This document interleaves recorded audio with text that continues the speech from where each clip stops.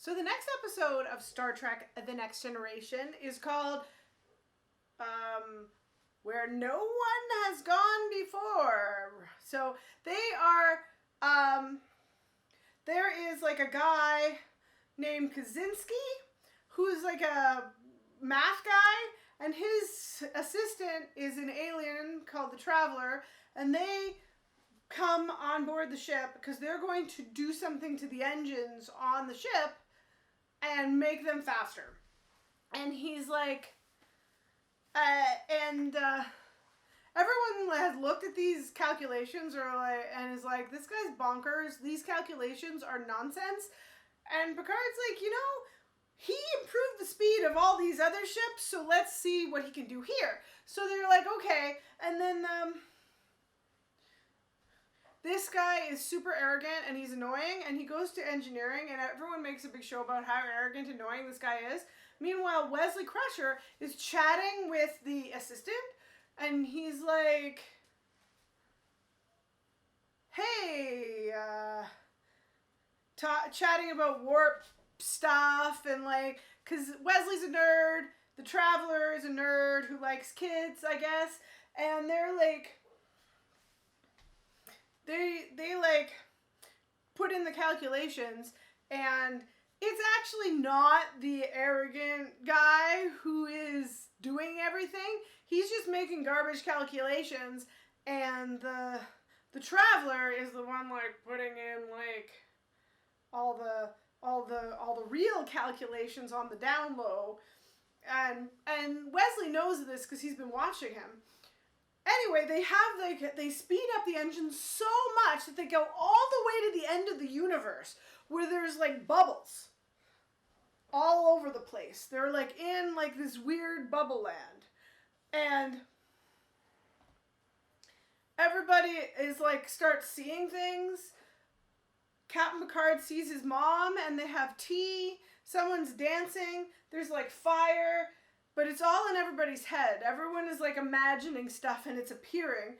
Tasha Yar sees her long-lost cat and gets randomly transported into that colony she used to live, where there's all kinds of rape gangs, and and Worf taps her on the shoulder, bringing her back to the reality. He was like, "What happened?"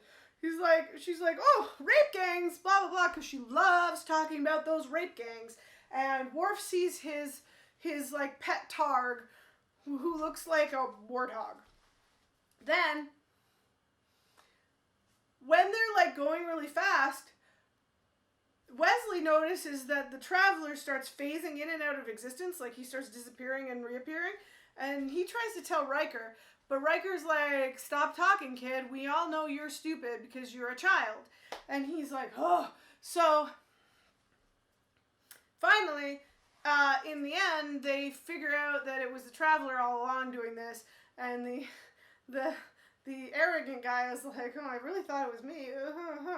And the Traveler's like really tired, and he's like, "I don't know if I can get you back." And then they go, but of course he's able to get them back because, there's more episodes after this, and they're not like at the end of the universe in Bubble Land. They get back, and before that, Picard gives an order saying, like, "You must absolutely control your thoughts," as if that order's going to help anybody. But it works, and they go back home super fast. Wesley helps out because he is a child genius, and the Traveler realizes that. When they get back, he tells